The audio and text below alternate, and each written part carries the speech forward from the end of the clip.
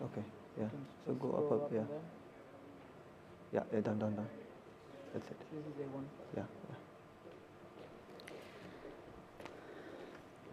I will take the.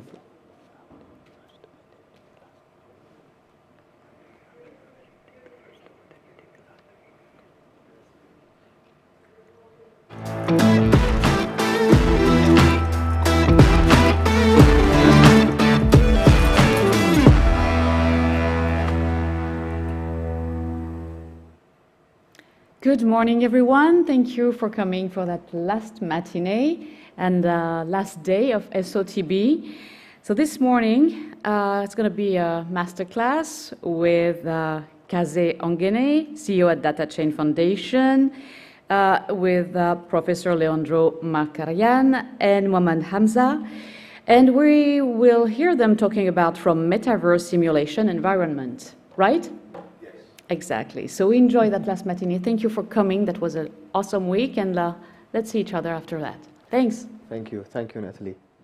Welcome, everybody. Thank you for being here today. It is unfortunately the last day. So before we start, we will just do a quick recap of what happened, in the last 5 days, and what is next for us as well. So, having said that, we had some very interesting talks, some really interesting speakers, and on the first day we spoke with Coinify, Mark, and what they're trying to do is they are one of the biggest payment providers in Europe, and they're bringing their services to Dubai in partnership with Masari, Barter, where users are able to pay with crypto. We also spoke with some great people from Naveen Singh and Fabrice, who spoke about AI, spoke about technology integrations with military, with drones. And as we progressed, we spoke with Aida from Journey, who spoke about the metaverse experience, how users are able to leverage that experience with the metaverse. Going forward, wait, I do have a good memory, but... This is day 2. We also had Bali Singh, who is the co-founder of Richlist, and how we integrate luxury with metaverse, with blockchain. We had some traditional businesses like ARY, which is one of the most prominent families in Pakistan, in Dubai, and how we integrate luxury jewelries into blockchain. So having said that, I mean, during these 5 days, I personally learned a lot. Some great insights, some great innovation happening in the blockchain industry. And one of the goals for State of the Blockchain and Datachain would be to make UAE one of the hubs, right? To make UAE one of the hubs, how to leverage this technology, how to educate people, how to help people grow in this region. So having said that, I mean, I really want to know your insights. I want to know your feedback. What did you feel as a moderator, as a host? So really good. Yeah. It was really inspiring. I also learned a lot. We had some very intelligent people up here with us. So that was amazing. I don't want to forget about day 3 and day 4. On day 3, we touched the topic of digital art. We had Stefan, who's still here with us, as one of our speakers, who gave a very inspiring, he was part of the first panel, very inspiring, very funny also, so thank you for that. I love the spacesuit, by the way. We also had people from the Belvedere Museum explaining us how they tokenized a masterpiece of art, which is like one of the first experiences in that aspect. And yesterday we had the future of finance. How is the financial markets connected with the blockchain technology? We had people from Helium Ventures, which is a huge fund. How are they approaching the business from for crypto, for NFTs, for every digital asset? So I mean I learned a lot. I'm very happy to have been part of this. And now we've reached the final day, the 5th day. And I think we are honored to have this great guy here with us on stage finally. So it's like good things come, they make you wait, but they finally get here. So now we got Kazé Onguene with us. We were going to talk about, well, let's hope everything, right? Yeah, actually, I believe that we also made a great job. I think that both of you actually have been able to animate different talk. When I was in Paris, I was watching. The setup is amazing. Honestly, if you watch it on TV, it's like a more than professional show. It's quite amazing. And both of you are very complimentary, so you make things very easier for and comfortable for the speakers. So thank you for that. Thank you for the good job. So the idea, as Hamza explained it, is that Datachain wants to integrate the ecosystem. So first we entered the UAE, specifically Dubai, through the angle of the sister company of Datachain Foundation, which is Brain Cities, and with a focus on big data, artificial intelligence, and we had up understanding that the underlying on all these digital revolutions is all about the data infrastructure. So, and the way the two components of what people are calling the Web3 right now, which is for me the third age of the cyberspace. The cyberspace is actually mutating, becoming something else. I believe that the Web3 and everything that we have been discussing during this week are various components of the same thing, and they will be actually constraining the players like HPEs, which are infrastructure provider, to transform their business and actually move from centralized, distant infrastructures to proximity data centers that will be also integrating some computation power, enabling individuals all around the world to basically have access to data analysis in real time that will help them to take decisions almost in real time as well. So I think this is the big transformation. This is the elephant in the room that most of the people don't see. I think the revolution is first a revolution of the infrastructure, the big data infrastructures. And then after, you have the software layers, you have the web, you have everything that we have been discussing during this week that come on top of it. But as long as we didn't change the paradigm of data management, data infrastructures, it would be very difficult to reach the full potential of the Web3. That's something that I do believe. Totally agree. So, why Dubai? What inspired you to come to Dubai? And I want to know how the infrastructure here helped you coming all the way from Paris. What was in your mind that why would Dubai would be the hub from your standpoint? Actually, there are two factors. The first factor is Shah Abdul Basset from Dubai SME. I met him in Berlin in, I think it was in 2017. And we just fell in love on each other. He's also a guy from MIT. So very smart guy. And we had a joke together when I was explaining him what we were doing at Brain Cities in AI. And the motto was like cool but dangerous, okay? And we spent like 1 year every time we was meeting in a web summit or wherever. And it was like, oh, cool but dangerous. So why dangerous? Yes. And actually, the technology that we have built with Brain Cities constrained me to move to blockchain and to decentralization, because we created a new way of structuring data that actually create a very refined, very accurate digital twins of individuals, and that's the technology that we developed for the HR industry.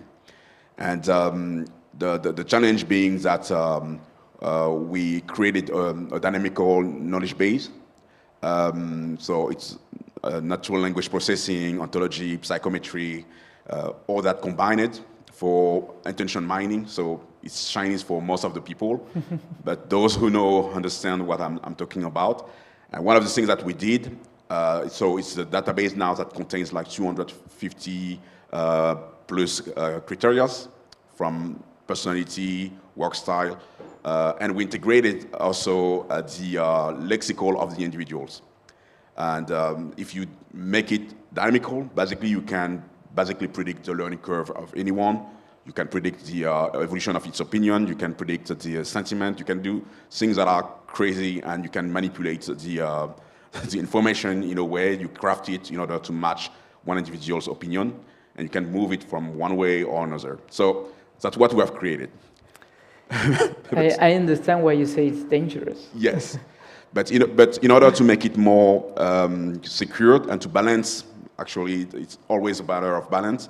We created a data container that name is the data wallet. And so that's where actually a shift from centralized data management infrastructure to decentralized data management infrastructure, because actually I took the idea of the crypto wallets that are in the crypto space and applied it to big data. And what would you use those digital twins for?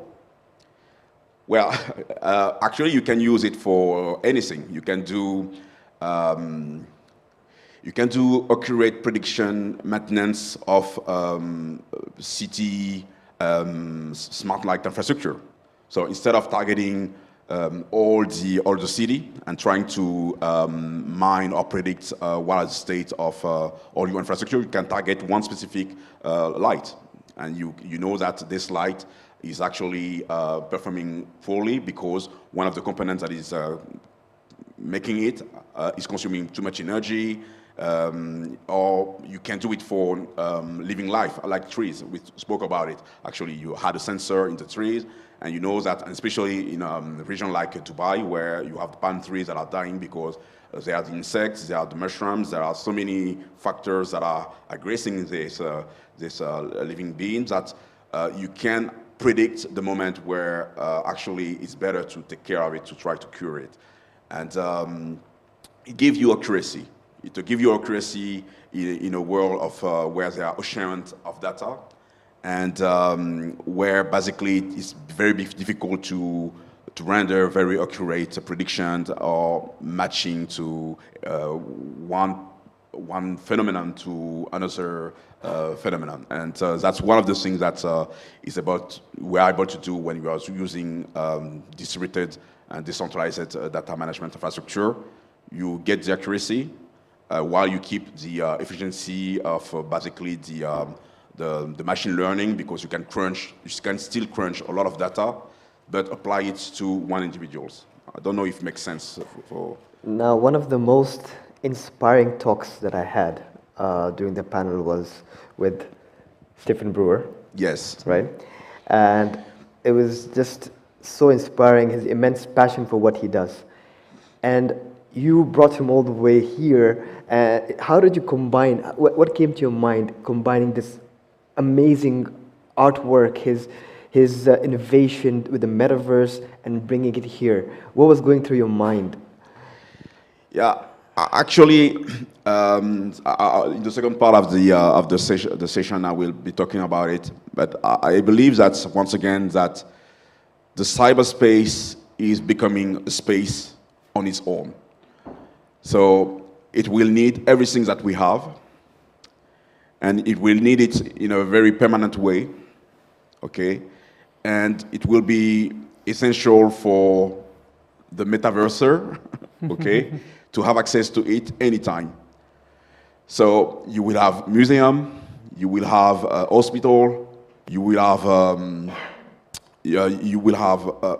I think it will be the place where humans will be able to express the best and the worst of themselves, because it's a space where right now there is no constraint, there is no moral constraint, there is no physical constraint.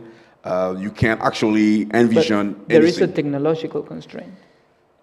Not really, because if you consider that actually the metaverse is holographic, so it might be the thing that is matching the best the way our brains works.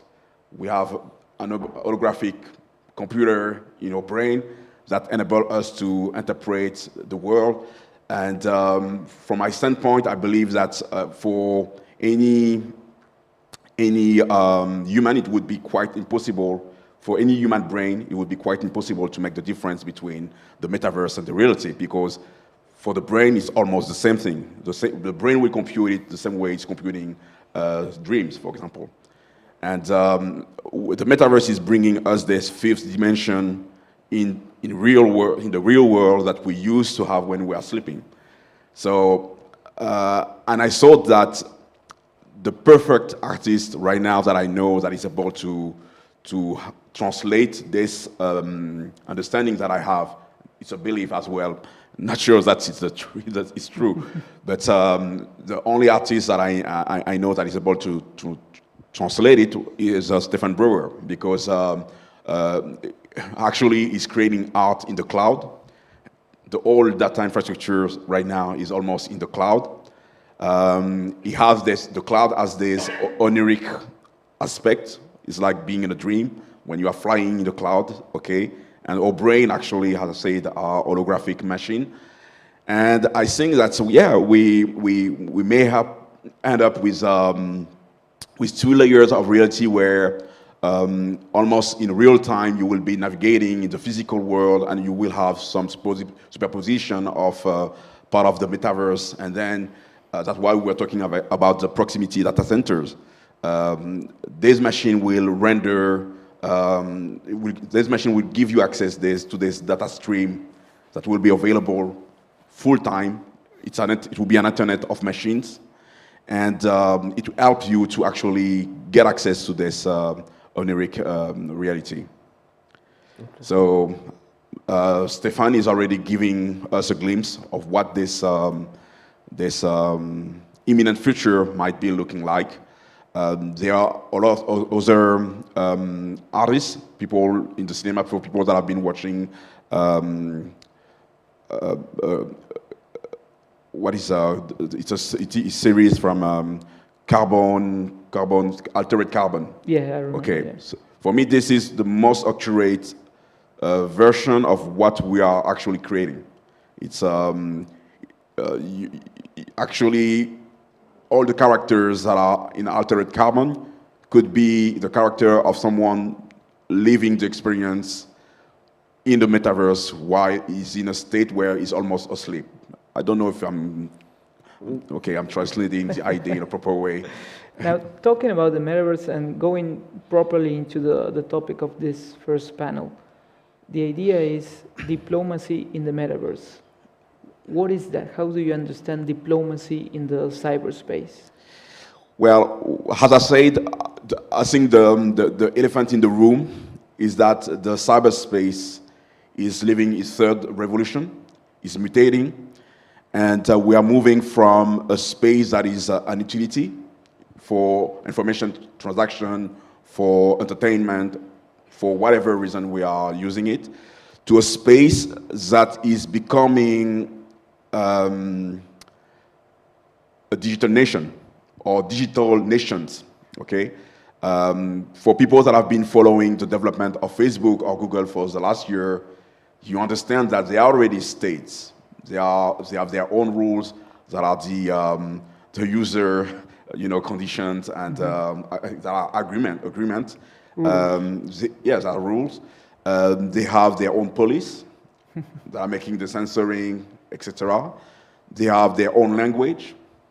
The inhabitants of their digital states have citizenships. In some cases, like in China, for example, WeChat replaced the government for the verification of the identity of the individuals. So, and for some of them, they already have their currency. So you end up in the situation where basically you have private entities that have a flag, which is the logo, that have a constitution, which are the rules of you, okay, which have a space, and there is no way where anyone says that a territory must be physical. They have the cyberspace, and they have citizens by millions, billions, and the most important thing, I think it's Michaela who was talking about it, they have the attention of their users. But so, Kazé, let me interrupt you there. All of that will still be embedded into the law of the particular country where that company is based, right? Yeah, right now, yes. Right now, yes. But if you look at someone like Elon Musk that have this net of lower altitude satellites, okay? So you can imagine that he deployed it in the ocean. and that's it. There is no law that can apply to him. So For now. no, because it's the international space. So I think it will be like that for ever, as long as forever. So if you put your data center in a space where there is no rules, you are the ruler of the space that you have created there. So what I'm trying to explain is that this mutation is going out of space that is higher than what we can imagine, because a lot of the libertarians right now are trying to find a way to escape to some of the dictate of government. And basically blockchain is coming from this culture, from the libertarian culture. And the opportunity, I think that government should accompany this mutation. They should encourage it, because it's the same way the Web 2 has been helping the GDP of countries to grow because of the e-commerce, okay? And all the digital, the social media, and the digital marketing, etc. It created an economy that enables the global economy to sustain for almost 20 years, okay? So, when people speak about the metaverse, for a lot of audiences, or a lot of people who don't know, they envision an experience where you'll be roaming around with big goggles on your face every day. Yeah. Right? And I don't know how that is either comfortable or like even healthy. Yeah, I mean, when you spoke about mutation, okay, what are your thoughts on the future mutation of this technology, VR and metaverse? For me, in my perspective, I don't really see it as the best way. Yeah. But what are your thoughts on that? I'm really curious to know. How do you integrate VR with the metaverse, and is it really like the only way where we integrate with the metaverse through the VR technology, wearing big goggles? Yeah, I believe that's the future of the metaverse in the augmented reality.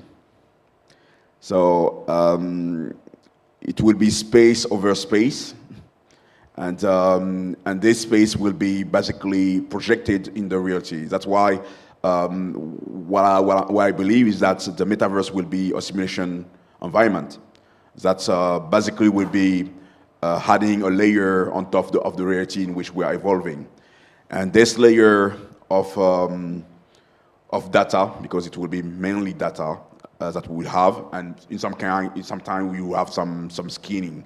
Okay, the building will look different, but the true value is giving people the possibility to basically point an object and getting information about the story of the object, the creator of the object, the state of the object, the last day it has been maintained or whatever. So it will give you deeper access to the information, and mostly it will give you access to action. But is there a real demand for that? I mean, we're living without it at the moment. I don't need to point at that bottle of water to see where it came from, when was it created or anything. I mean, do we really need that in the future? Okay, for example, I will give you an example. When you are drinking waters that are in plastic bottle, okay, it's better if you know what kind of plastic it has been made with, because the plastic, when it is degrading, it's release some chemical, materials that actually can be not safe for your health. Okay, so you having the tools to actually assess, okay, the product that you are consuming is something that is essential for you as a human being. So today you don't have the information, so you don't know. You guess or you trust, but it's not. If you had it in the blockchain, you see it from a blockchain perspective. Actually, you are not meant to trust. Actually, you should be in a situation where the person that is providing you the product or the service, you have 100% guarantee that the product is 100% corresponding to what is sold to you, because you would have access to the chain of data, to the data chain, from the moment it has been created to the moment it has been put on your table. And is the human brain ready to process all that information? But you don't need to process it, because now you have technologies like proximity data center that will be here to help you to have access to just the decision, and to give you maybe a graph where you see, okay, this come from here, it has been under the sun for 60 hours. So if this bottle has been under the sun for 60 hours, you don't drink this water. Right, but what I mean is, we're already in a world where we're hyper-connected, and now we are discussing even more information on our faces for every single product that we see. Are we really, as humans, as animals that have been evolving for 2 million years, are we really ready to process all that, or will that create a big clash with the way our brain works? I think our brain already evolved. I think that's the way we were computing information before internet and the way we are computing information right now are, let's say, totally different. Before, we were bombarded by the advertising in the streets. So there was billboard everywhere, and now it's not billboard anymore. You have movies in the street. We made a movie to promote the conference in this district, for example. So this is one aspect. But the other aspect, and that's why I do believe in decentralization. In decentralization, the user is the owner of the data and is the ultimate decision makers. So you will be the one deciding to actually have more information about this asset, this bottle of water. But the information will not come to you with not a push. You can opt out, that's what you mean. Kazé, you mentioned plastic bottles, there's a question about sustainability. Yes. And people are getting aware that we need to be more sustainable. Is the metaverse anti-sustainable or sustainable? I think for me the metaverse is a whiteboard. Nothing is written on it. I will answer in a different way, and then after I will process your question proper way. So one of the members of our community suggested me that we should create a token enabling parents to actually limit the access to the metaverse to their kids, or to open metaverses. So, for example, we are building the nanoverse, and there will be no restriction in terms of what you can build in the nanoverse.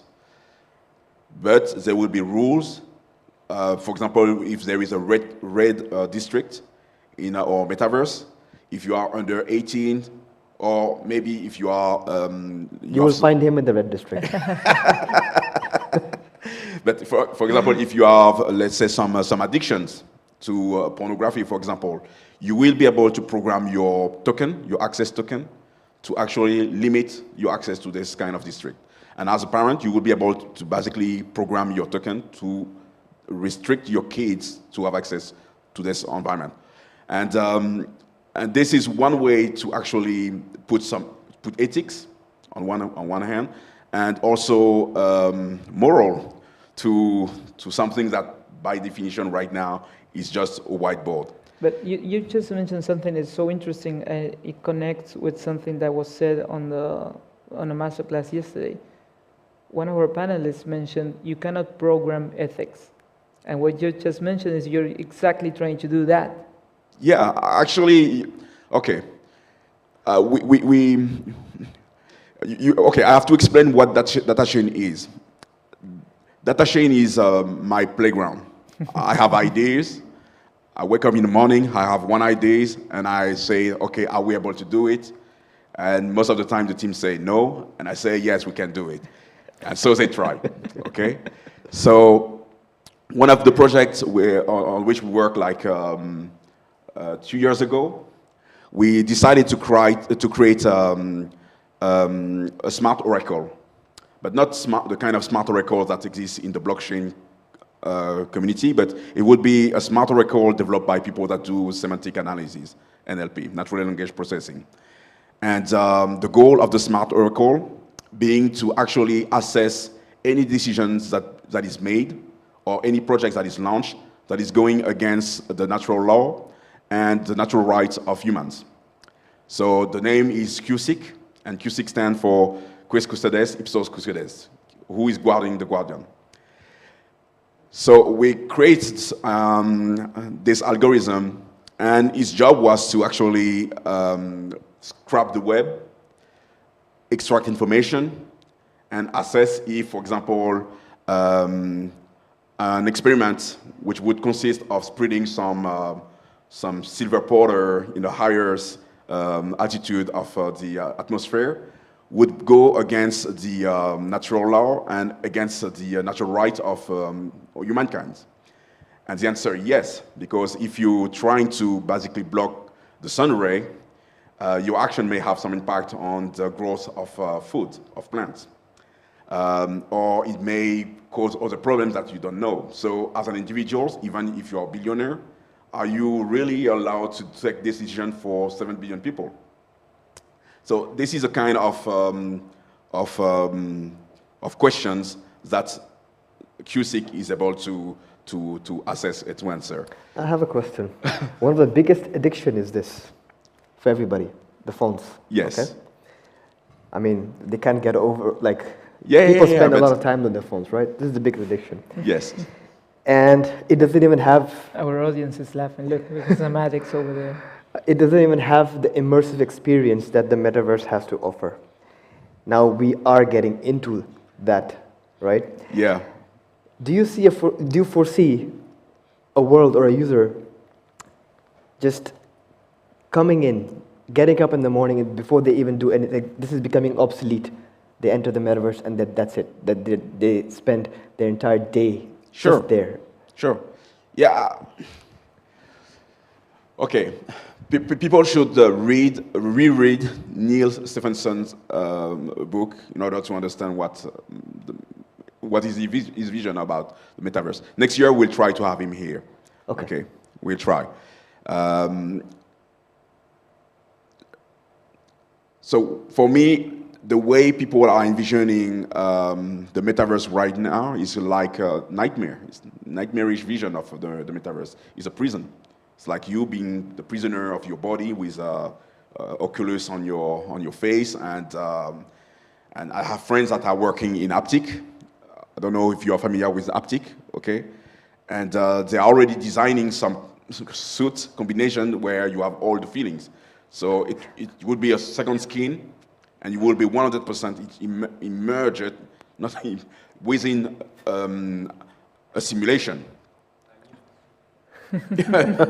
Yeah, but the problem is that our brain is I don't remember this hormone that our brain is addicted to it. The amygdala is producing whatever.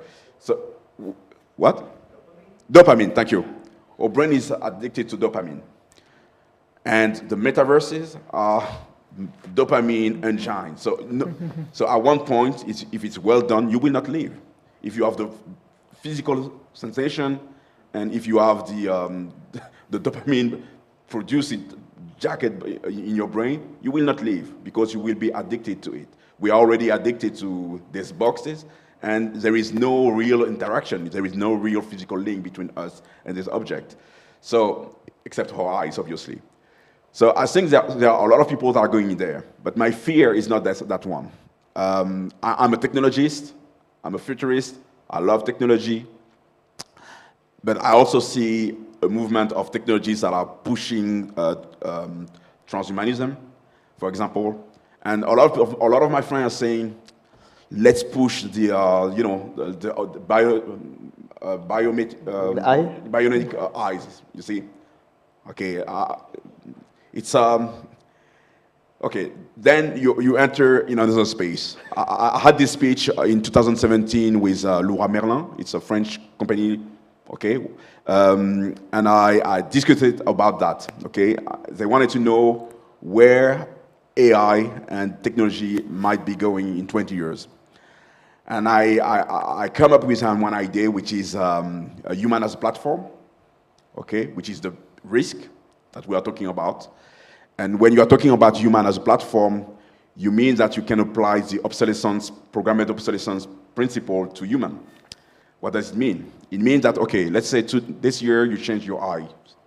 You purchase the Samsung 670 whatever highs and you plug it, okay? Now you have access to infinite possibilities in the metaverse, in the real verse, in the midverse, okay? You have access to everything, you can see everything. But it's a business. They are a business. So what will they require for you? They require that every year you purchase new models, you change the models. You are changing your phone every 2 or 3 years. Some people are changing the phone every year. So now you will have to change your eyes every year. So we're becoming robots. Yeah, or they could even hack your eye, and Yes, they show actually, you, you're not seeing like real life, you're seeing what they want you to see. Exactly. So that's one of the problems, but that's not the worst. What is the big problem here is that, okay, your body becomes the platform. You have the programmed obsolescence principles that can apply to you. You have the IP principles that can apply to you. So your body becomes part of a product. You see what I mean, where I'm going. So there are some legal. And even, I think, correct me if I'm wrong, Elon Musk is building some brain chip. Yeah. Absolutely. Yeah. So who owns the IP of that? Okay. And then you have the... We can try to get Elon Musk next year also to talk about the chip. Yeah, it would. Yeah, We'll aim for that. Yes, let's work for that. And then the other problem that you may have is the fact that you, as a human body, your human physiology is not made to support external objects in your body. So probably you would have to take some drugs in order to support. You see, What about a pacemaker? Yeah, but people that have pacemakers, they don't have choice. You see what I mean? Mm-hmm. They don't have real choice. And it's really regulated because it's not an optimization. It's not aesthetic. They need it because, okay. But it's true that there is IP on pacemaker. You cannot go to any pacemaker providers and say, okay, please repair my device. It's a necessity. Yes, it's a necessity. It's a need and difference between need and want. Yeah. So now you're right. If somebody said, there are some people who'll be like, oh, you can get a cool eye that you can see different things. And some people might just do it for the sake of it, right? Does that not scare you? Or does that not scare people? Like, it scares me. Yeah. Actually, for me, we have choice. You have choice. It's a matter of I think we will be living in several worlds with several layers. There are people that you will see people with haptic combination in the street.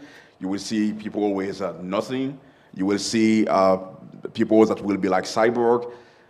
It's there. I know some of them. I see how people are pushing for it because the market is huge. The market is infinite. It's an infinite market.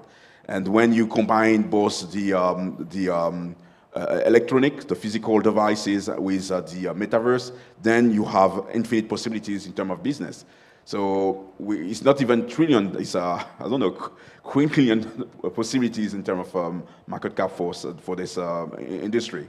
And it will last forever, as long as we will be there. So the question, please? Even I forgot. I'm just kidding. If this scared you or not, and yeah. let me add on to that. There's a particular market that has always pushed to break the rules, which is the military. So we're talking about inserting devices into our body. I'm imagining a world, especially with what's going on now, of super soldiers, something like that. You're referring to Terminator? Something like that, perhaps. Yeah, why not? Yeah, this is not what scared me the most. What scared me the most are... and soldiers don't really have a choice. Yeah, for me, what is really scary autonomous lethal weapon. That is very scary, okay? What is that? That's weapons that are meant to take decisions by themselves. Terminator. Yeah. But let's keep that subject. Now, otherwise you know what? Let's stop scaring the audience. I think you've spoken about. I think okay. A lot of negative aspects of the metaverse.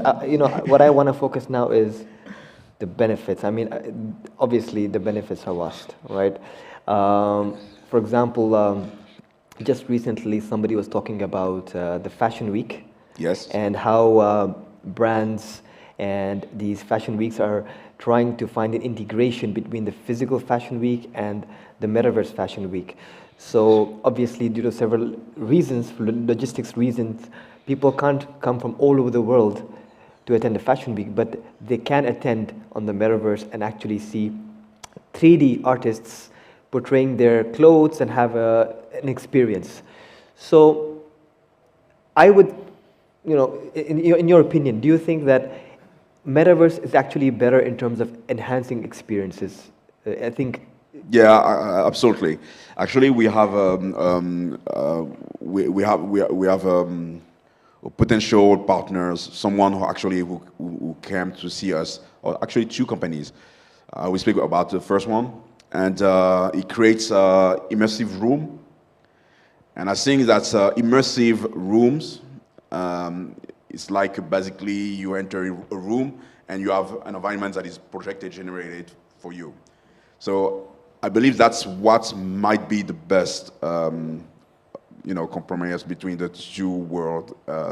It's where in the middle where you can actually enter an immersive environment. But it's a predetermined immersive environment, right? Or can you choose exactly what you want to see? You might be able to choose exactly what you want to see because you can basically program the camera that is in the room to track the movement of your eyes or the movement of your head.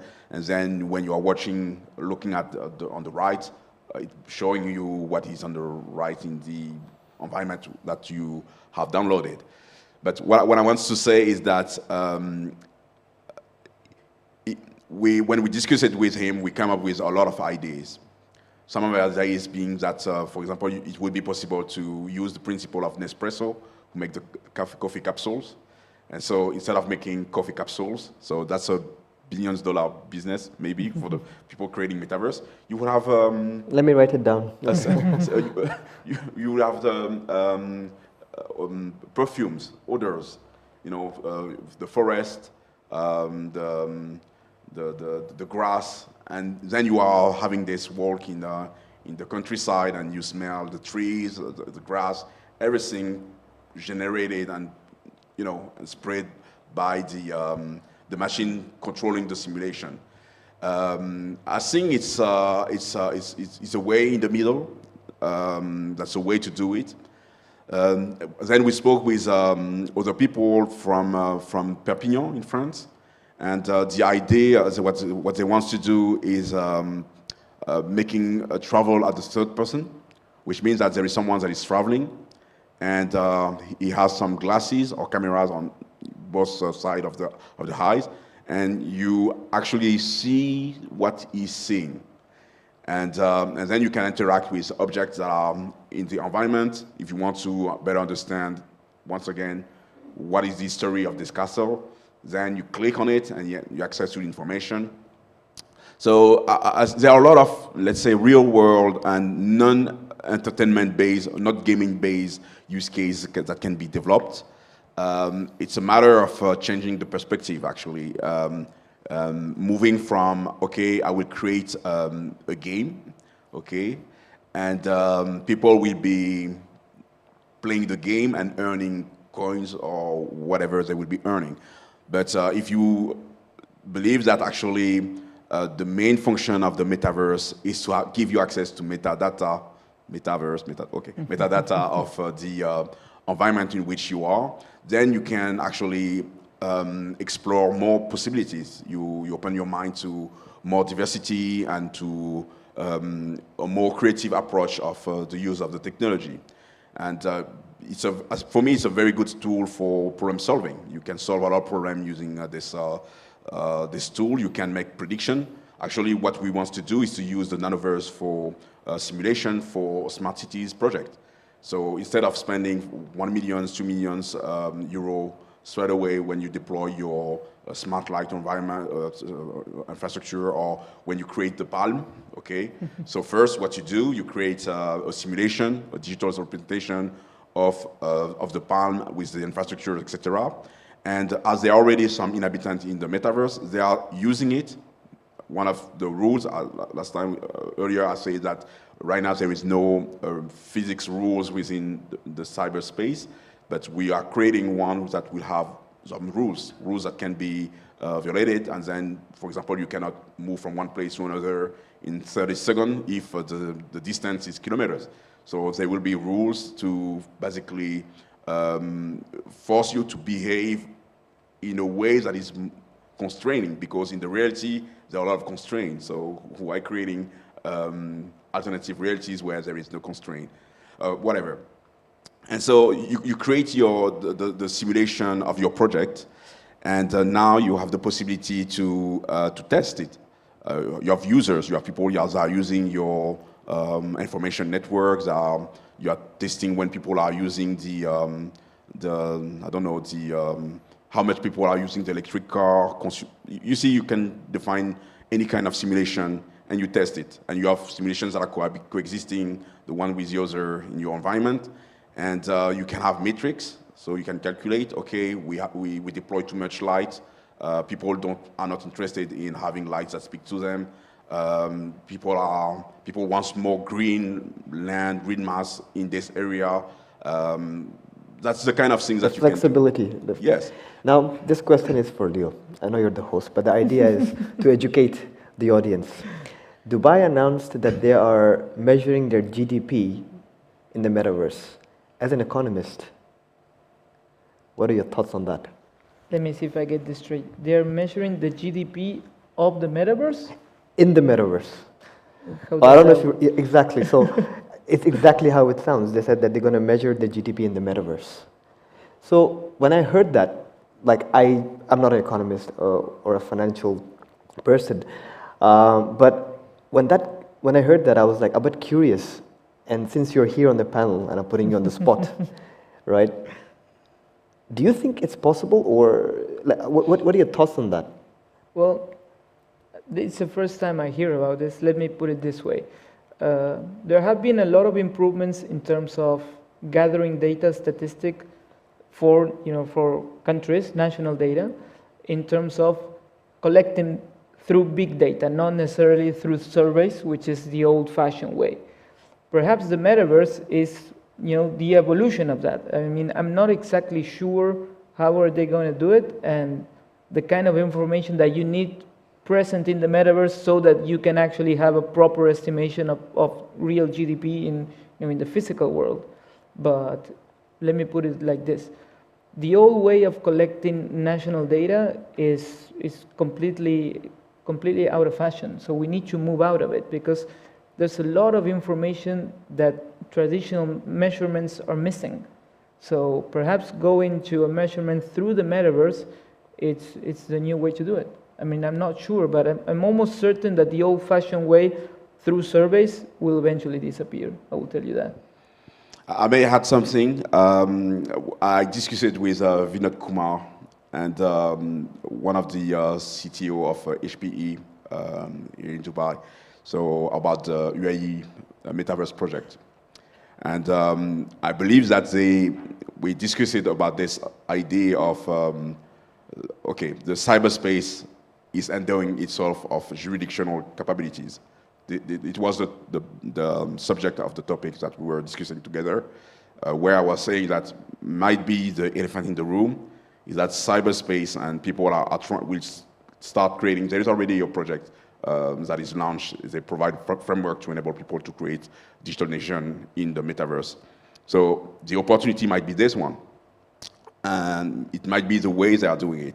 They are creating a digital twin of the UAE, of Dubai, in the metaverse, and all the activities that are happening in this space are basically creating the equivalent of the NASDAQ, okay, for the activities that are related 100% to the metaverse. And I will add something else. The proposal that we made to Vinod and also to Morad Kutkut is to actually start working on the creation of an embassy of UAE in the nanoverse, and then Datachain Foundation would create a foundation, physical foundation in Dubai. So having the reputation of a physical body, physical nation in the metaverse, and vice versa. Integration. Exactly. And this would be a moment where what I'm saying is that the metaverse, the cyberspace, is undoing itself of jurisdictional capabilities, would become truth. And then that's how we move from having just a cyberspace where it's almost like the Far West, and now you can start having nation states that are building partnership because there is a place where they can start making diplomacy.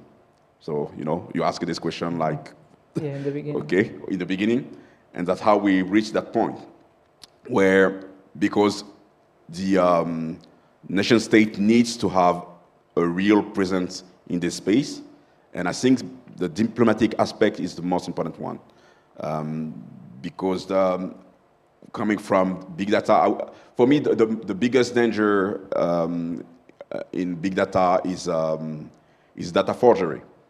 So everyone, when people are thinking about data forgeries, are thinking, okay, I work only 3 years at IBM, but let's put 6 years or 10 years, okay? So nobody cares about that. But now imagine a cyber attack where you are targeting a nuclear plant, for example, okay? And instead of basically changing or hacking and being visible, you just change one data. And that's the data that is actually managing the security. I'm not an expert in nuclear, but that enables the technicians to understand that the core of the central is stable. Yes, is stable or not.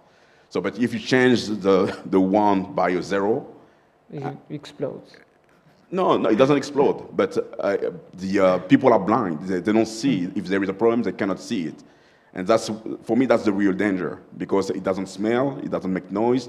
It's there, but you cannot see it because as a human, you don't have tools to actually see that one data has been changed that can change all the nature of your infrastructure and create a bigger danger. But if you have now an environment where you have digital diplomats that can sit and say, look, we will be friends. Your place in this metaverse that is decentralized. I don't remember someone asked it.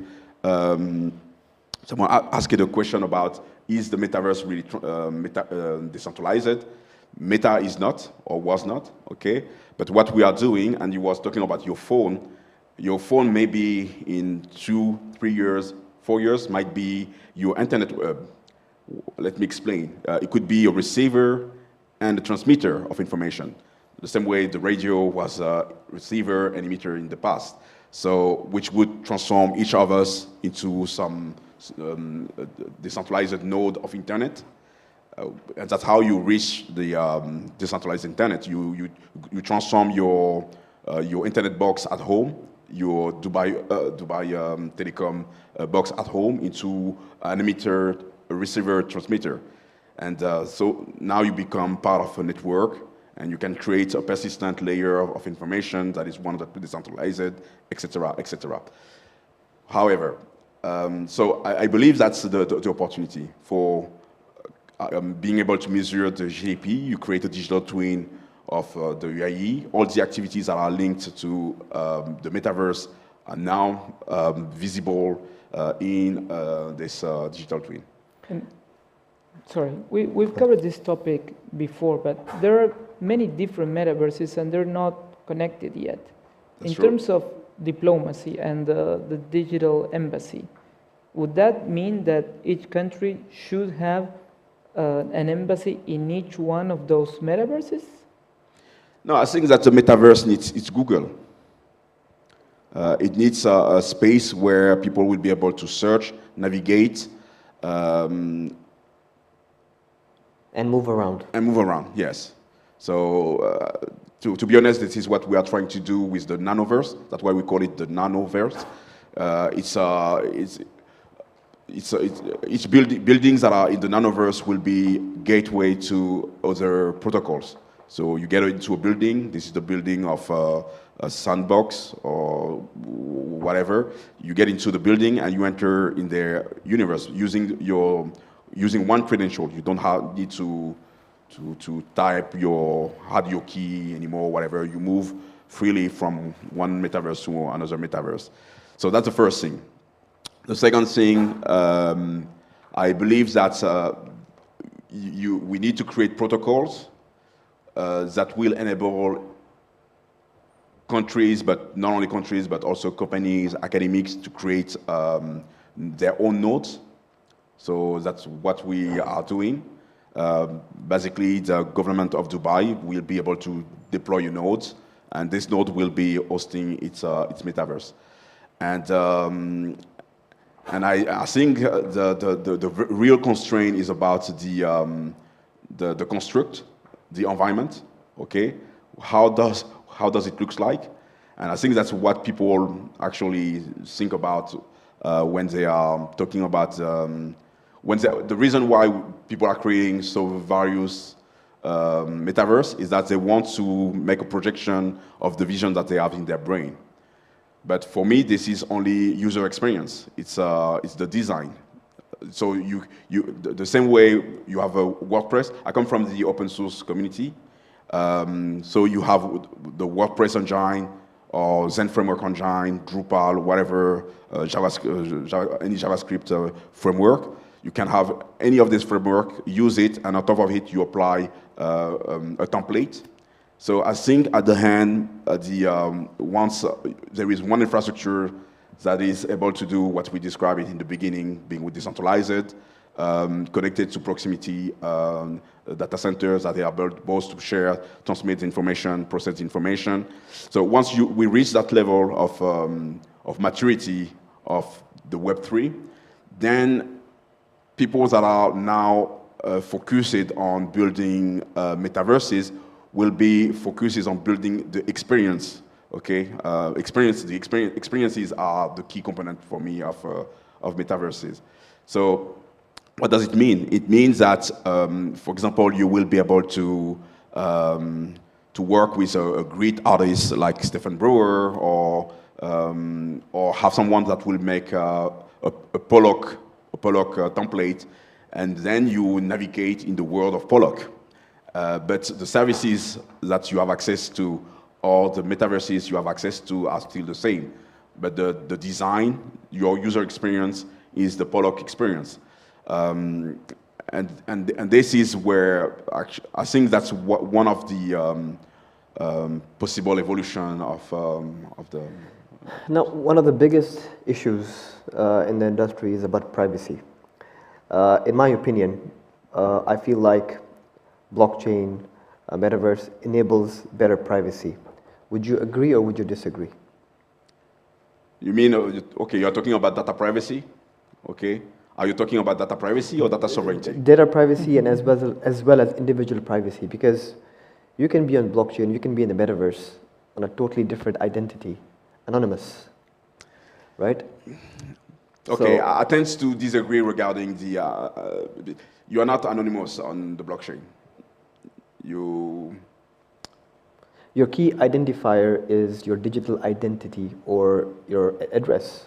You don't have to put your name, you don't have to put your address, physical address, you don't have to put how tall you are, how thin you are, none of that, like how you do it in social platforms. Okay, if you do crypto using only cold wallet, yes. But what about the metaverse? Like, I can enter the metaverse as a totally different digital identity, and I can roam around the metaverse, buy, have an experience, and nobody will come to know. Actually, who I really am. Let me explain. Right now, we are using the whole infrastructure. So when you are navigating on the metaverse, what web browser are you using? Me, Google Chrome. Okay. Bad. That's it. So it's just faster. That's it. Actually, okay. There is an opportunity to create an internet where you would be 100% invisible. Um, the way you, okay, I should show a slide, but it doesn't really matter, you will understand. The way you would do it, actually, is enabling each people here to have its wallet connected to the web browser directly. I mean, all the information that are generated or consumed would be stored in the wallet. So you have the web browser software, and it's directly connected to your data wallet. Okay? If you do that, yes, you can be anonymous. But if your informations are transiting through a third party, and this third party is working with dozens of data aggregators, people like Equifax, for example, or many others, then there is no chance you can be anonymous, because you are using Firefox, you are using Google Chrome, you are using, any of the web browsers that exist. Actually, they are earning their life because they are selling your data. Interesting. So, and the ways they create your digital twin, because that's what you are talking about. You are talking about digital twins and how your data is aggregated, and then how your people like Facebook, for example, or Equifax create your digital twin and then exploit your information in order to sell it to marketing. So you have two business. You have on one hand data aggregation, and on the other hand you have digital marketing. They're working together, and the one basically structuring the data for the others, and the others actually selling sending some bets on your decision process on the internet. Will you click or not to the link? And that's it. That's one of the biggest markets in the world. Perfect. Having said that, thank you, Kazé. I mean, No. I learned a lot, and your perspectives. And Can I add one last question? Sure, of course. Exactly. We're on this topic, and I think it's so interesting because, on the one hand, Hamza raises a very interesting point about privacy, but then you just mentioned there's this huge market behind the idea of sharing data, right? And if everybody goes private, then that market disappears. Yes. And that market has actually allowed a lot of companies around the world to make a lot of money, to make a lot of business, to create a lot of jobs, to feed us with the products that perhaps we don't know if we really need it or not, but we eventually bought them. So there's a trade-off. I think there's a trade-off there. You will gain a lot of privacy, yes, but a lot of businesses will also disappear. Now they will transform. They will do their business in a different way. And actually, the blockchain will actually realize one of its promises, eliminating the middleman. So, for example, if you want to purchase shoes, okay, why wouldn't you be the one saying, I want shoes, this month I want to purchase shoes, I want to purchase a car, and I want to purchase a watch. And you say push, it goes on the internet, and you receive some offers, okay, and you decide who has access to your information or not. And you do all that from your wallet. This is an example of how internet could be working in a totally different way. That's the same thing. Google is going to fight you for that. No, I think it's also in their interest. It's in their interest, because then they will, instead of them making the effort of structuring the data, the user is structuring its own data.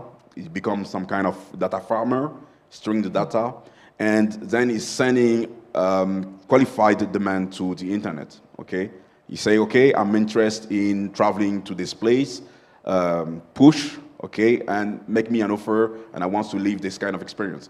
So that's a different world where you are in control and you are in responsibility. You are the one responsible. And once again, it eliminates the middleman.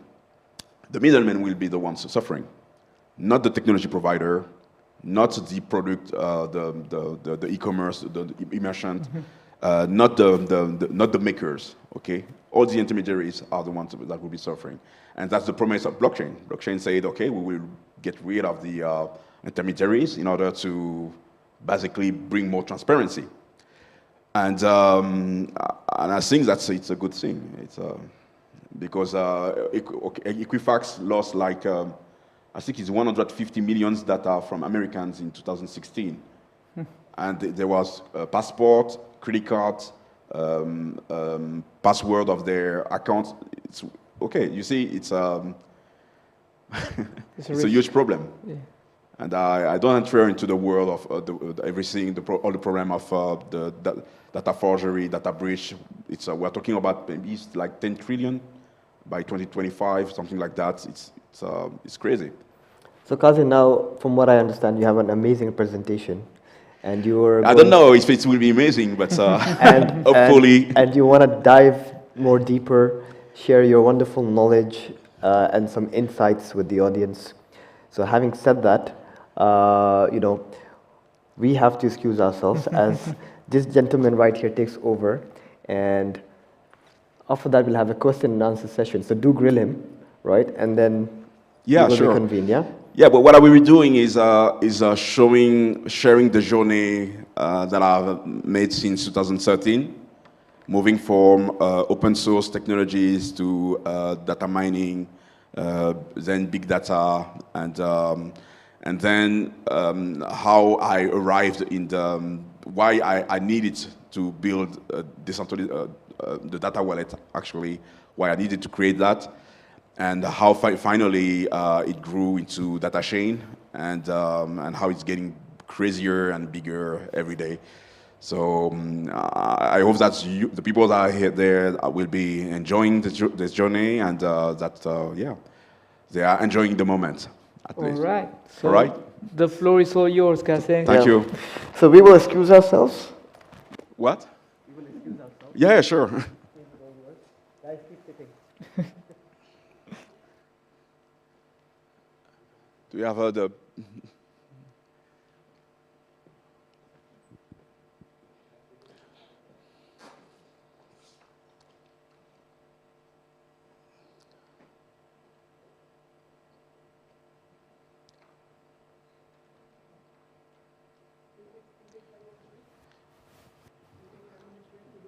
Ah, 5 minutes? Okay. Yeah, okay. Because your whole presentation is a video. It's still, it's working. So okay. So we remove the chairs. Okay. Okay. Works. Yeah. Okay. Okay. Yeah. Yes. I will try. If there is no motion, like for example, the rocket is flying. If there is no motion, it's okay. Yeah, it's okay. Okay. It's okay. The 3 videos are important, right? The one, the data wallet one. Yes. Second that wallet. Yeah. Then that's it. 2 videos. Remember the data wallet. 2 what? There are 2. And the metaverse. The metaverse update with the futures. Yes. Can I give you the clip mic? Yeah, anything you want. So, when you're working around Oui. Ce soir, on sera ensemble là-bas. Donc, on te racontera. Demain, je pars, mais on s'appelle demain matin. Avec plaisir, oui. Hein, Oui. On s'écrit demain matin. C'est écrit demain matin, oui. Et donc, écoute, merci pour tout. C'était génial. Oui. Et voilà, on continue. Là, Bah oui, c'est parti. C'est le futur. Ouais. Ouais. Ouais. C'est parti. Il faut rendre ça tangible. Ouais. Bisous, ciao. Ok.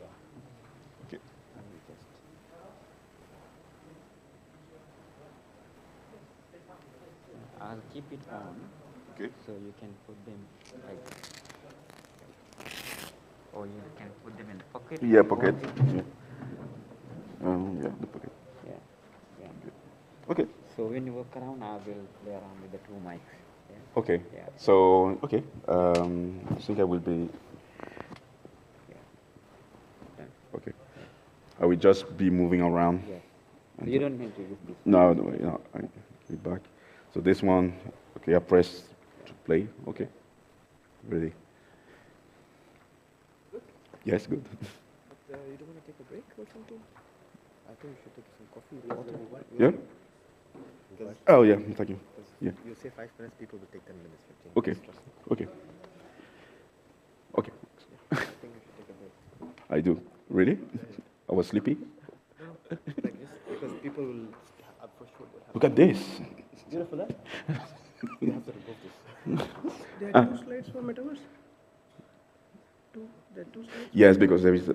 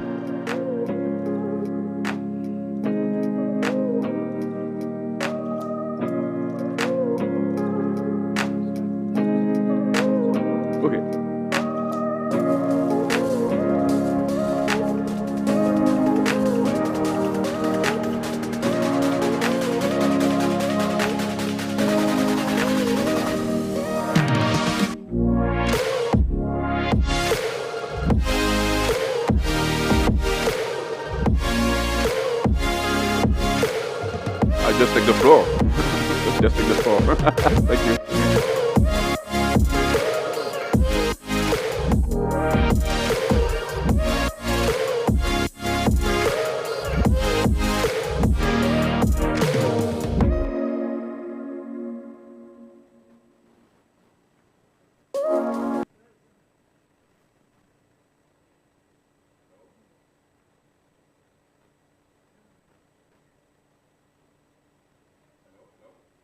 Can you hear me?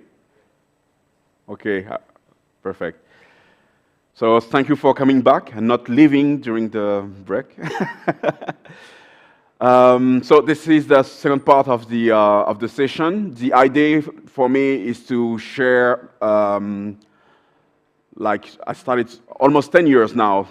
It's a 10 years journey in the big data, AI, and now also decentralization. So I will basically share the experience that I had, some of the failure also that I had during the last almost 10 years. And the goal for me is to try to help you understand the way I'm understanding the trajectory that right now we are taking when it comes to AI, big data, digitization, and why it does matter right now. So I'm Kazé Onguene.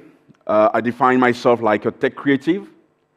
Why I'm defining myself like that is because before being in the IT, I was in the cultural industry. I've been a painter, I've been an artist, I've been an art director. And actually this enables me to have as much interest for the human as a material. I'm very interested in what humans can do, or potential, or emotions, or ability to dreams. And after almost 10 years of working in the cultural industry in France, I went to India. I spent several months there. And when I returned, I created a magazine with my friends that is over there. The magazine name was Voyageur. It was a topic of the time for me. And we created our first digital platform. It was before the social media. And I understood that digital was my future. And it was the future for all of us, but it would be my future. So I worked with a team of engineers for Cochin in India, and we deployed our website, and after 1 week, we had a DDoS attack. So that's how I returned to my university, and I learned programming, cybersecurity, and all the things that I'm now using in order to develop the technologies and the products that I'm developing. So I define also myself as a futurist, because I'm trying to understand where both economy, technology, sociology, where we are going, and because we are a civilization. Altogether, we are creating this very global civilization that maybe one day people will be discovering. They will find our phones, they will wonder what are these artifacts. And finally, I will talk about this vision in motion that I have. A lot of people are talking about sustainability. I want to talk about harmony. I think as a human species, we should be able to live in harmony with our environment. We should be able to basically interact with the plants and understanding what the plants are trying to tell to us. We should be able to better understanding the state of the infrastructures that we have built, the road, the buildings, the electricity, and we should be able to do it using natural language. I was saying natural language processing, but using natural language, speaking like humans. And this vision that I'm trying to implement, I started it in 2013, and at the time I had an IT consulting firm, and we were specialized in open source technology, and we work with companies like Le Figaro, Nouvelle Frontière, Pierre et Vacances. So that's some of the top 40 companies in France. And I learned a lot, And at what point I understood that it would be difficult for me to find the talent I needed in order to grow my company. And so I developed an assessment platform named Brain Cities. And this platform enabled me to enter the universe of psychometry, natural language processing, big data, intention mining, and many other topics in AI.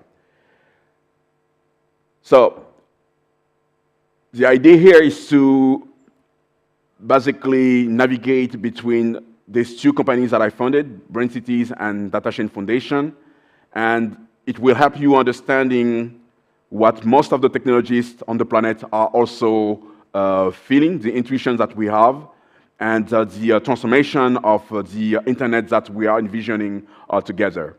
So Brain Cities, as I said, is the sister company of Datachain Foundation. Brain Cities is focused on AI, big data, natural language processing, and software development.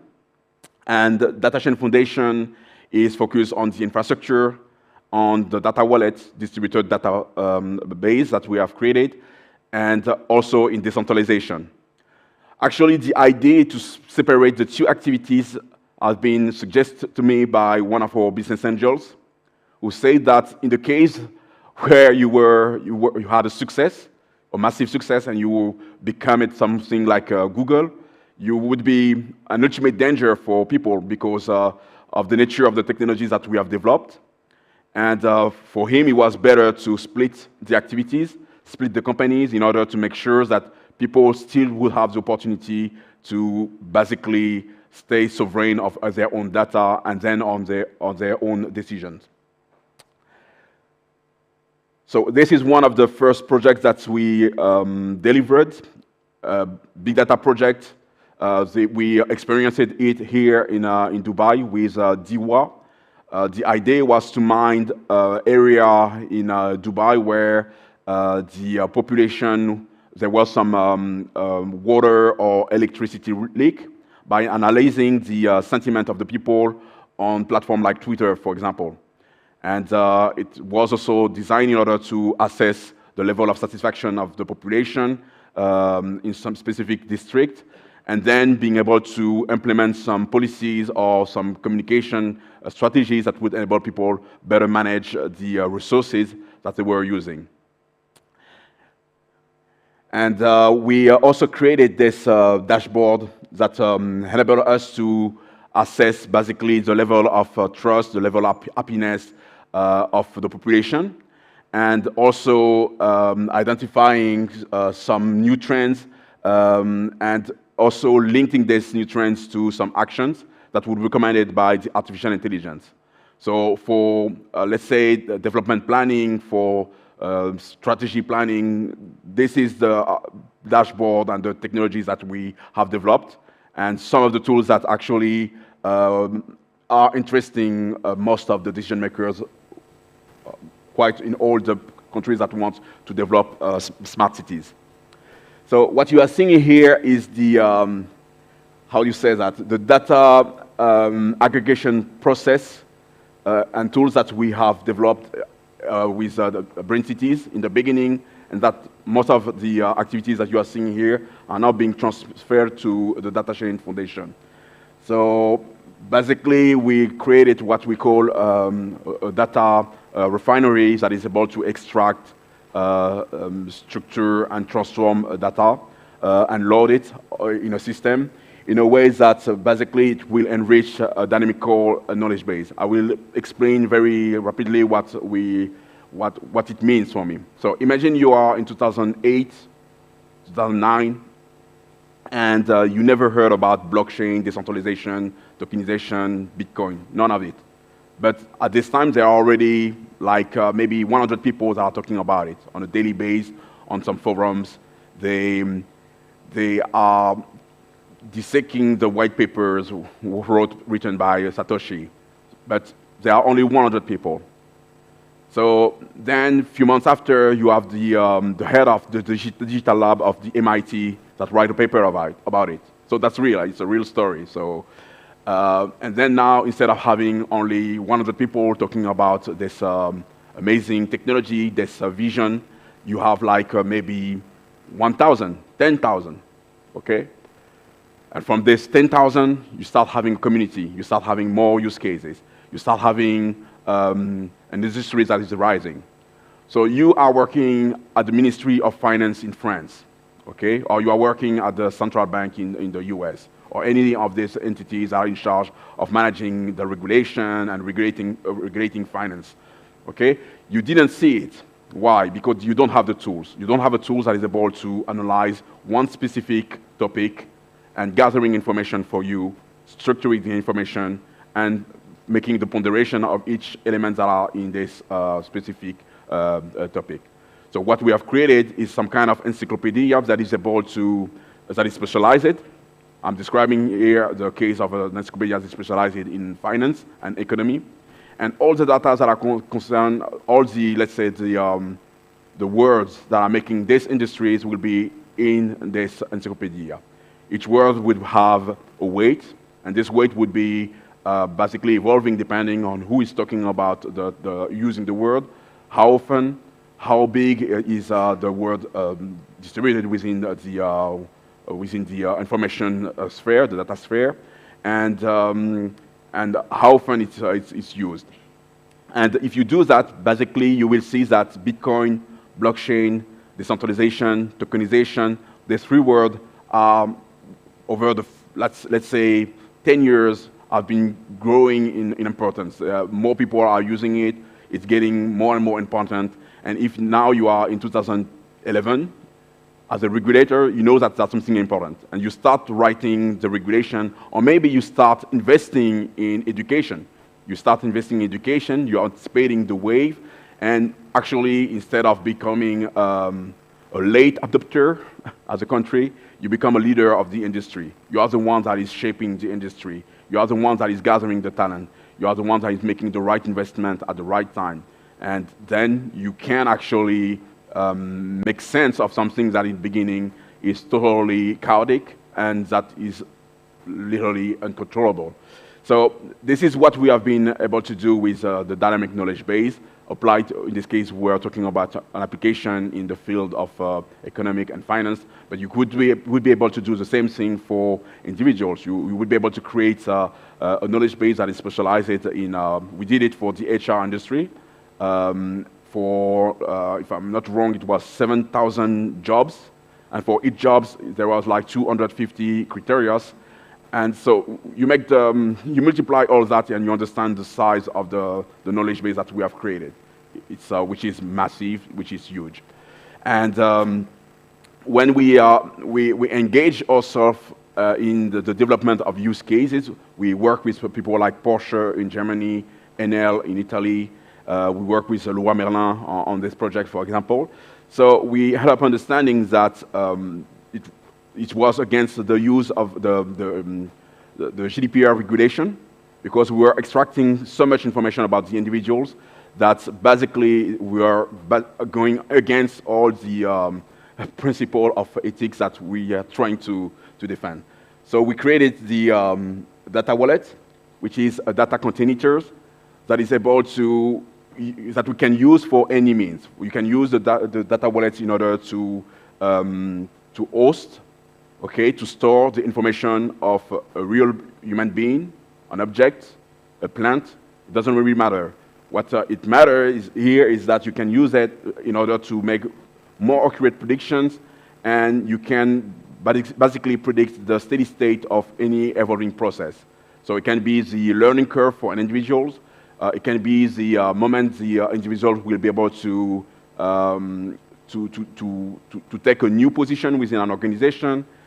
If you are talking in the field of IoT, you can use it in order to do predictive maintenance, identifying when the smart light is consuming too much energy, and identifying the component that is the cause of this over-consumption of energy. And if you had some computation and within the smart light, then now you are able to make some prediction and interact with the engine. So that's a use case that we developed with Den Haag City. The game, okay, Den Haag City is one, there is Dubai. Dubai has a digital agenda, so they have a roadmap, And this roadmap enables them to make progress, okay? And the other country where we had the chance to work in a very well-structured way was the Netherlands. And they also have a digital agenda, and they have this lab in Den Haag. It's a Schwedingen living lab, and they wanted to create what they call a conscious city. They are moving from the concept of smart cities, and they are going to conscious city.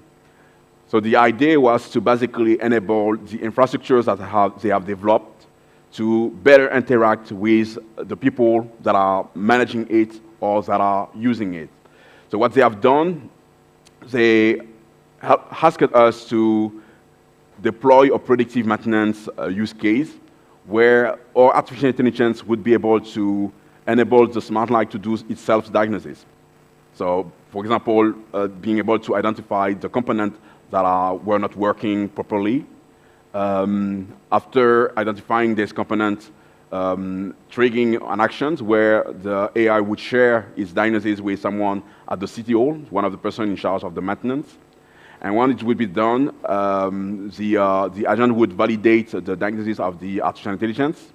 And once it would be done, the AI would be able to generate a smart contract with one of the decision makers or one of the suppliers, service providers, sorry, of the city in charge of the maintenance of their appliance.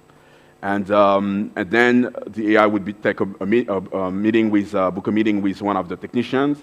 They would meet in front of the object, and by basically scanning the QR code engraved on the smart light, it would be possible for the AI and the agent to interact all together.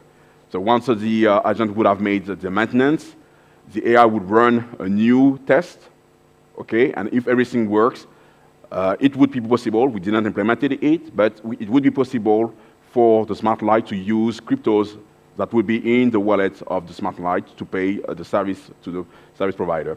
So this is the kind of use case, real-world use case that we have been working on and designing with the cities, and especially leveraging the data wallet. So, as I was saying, we are talking about in a vision in motion, and this vision is leveraging 5 main components, which are the blockchain on one hand, the digital twin, digital assets, decentralized ledger technologies like the NFTs, and context-aware recommendation system, which is another way to say AI. So for me, the blockchain is very interesting for several reasons. The first reason is that you can eliminate the middleman. So which means that the incentive for third parties to take advantage of the asymmetry of knowledge of one of the parties is eliminated. So when you are a service provider, if you build something for your clients, for your customers, you will do it most of the time the best of your capabilities. The people that are managing the captation of this event, they are making an amazing job, and they are making even more than what we are asking them, because we have a direct link, and we have been able to basically become like a team during these 5 days. So when you have a middleman, most of the time he will try to unbalance the relationship in order to be able to have a gain. Because if there is no problem in the relationship, there's no way for him to have a gain, because he cannot fix a problem that would be existing. So for me, the blockchain enables that. It enables to bring transparency, and basically, paradoxically, is increasing the chance for individuals to act like humans, because now you don't need to, you don't have a fear that your counterpart will be lying or trying to trick you or whatever. Obviously, you need to be educated about the topics. That's what Michaela was saying yesterday. You need to have taken the time to educate yourself, but you enter in a place where the origin of truth, okay, is the same for everyone, and where the relationship is balanced. So For me, that's one of the key components of what we are seeing unfold before our eyes, I mean the Web3. And then now you have the digital twins. I think digital twins are part of the equations. That might be the future of, let's say, city planning, asset management, predictive maintenance, even also else. You can imagine a world where each of us in our wallet will have a digital twins of ourselves, and we'll be able to monitor basically how our health is evolving by analyzing what we are eating, how many times we are spending making sport, the kind of air we are breathing, etc., etc. So you can imagine a digital twin applied to health. You can imagine a digital twin applied to the smart cities, IoT, predictive maintenance. You can imagine a digital twin applied to markets.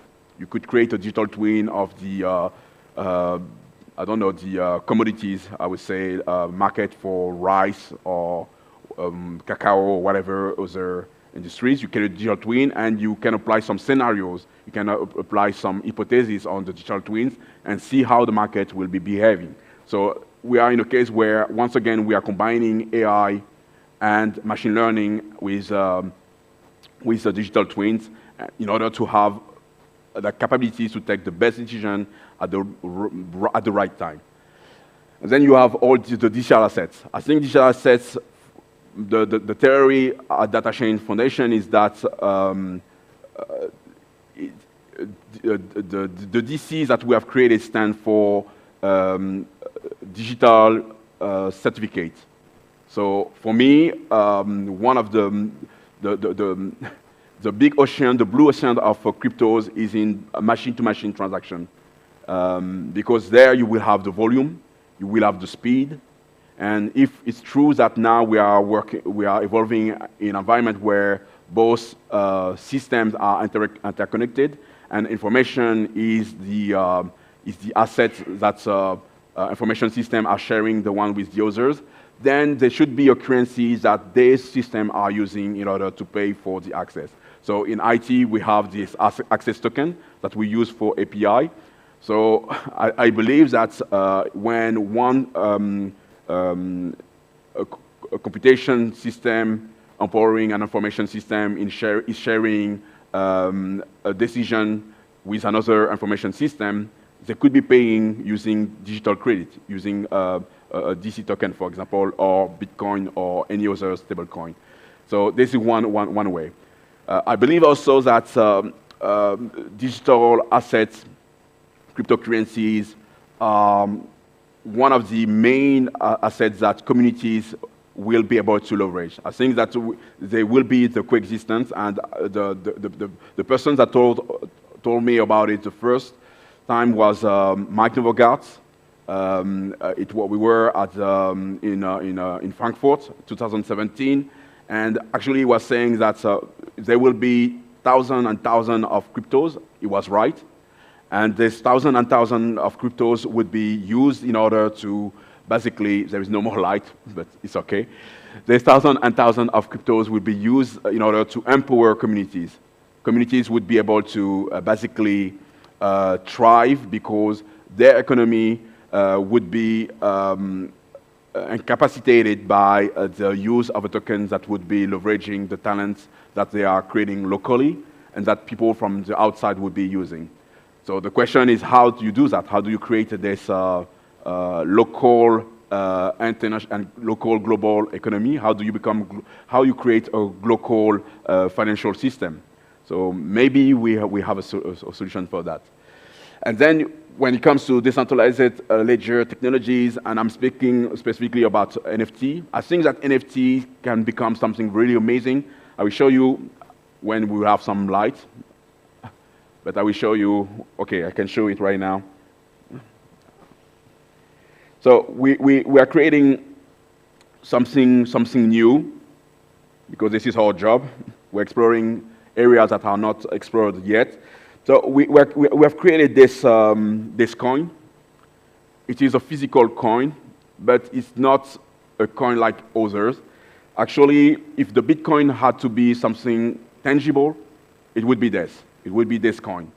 What I mean is that it's a 41 gram of silver, and not this one, but the one that we prepare for mass production, let's say, are containing a tracker, and this tracker is actually enabling each individual that own this coin to track it, to follow it, and it also have the properties of the NFTs that you can purchase on Ape Yacht, this kind of NFTs.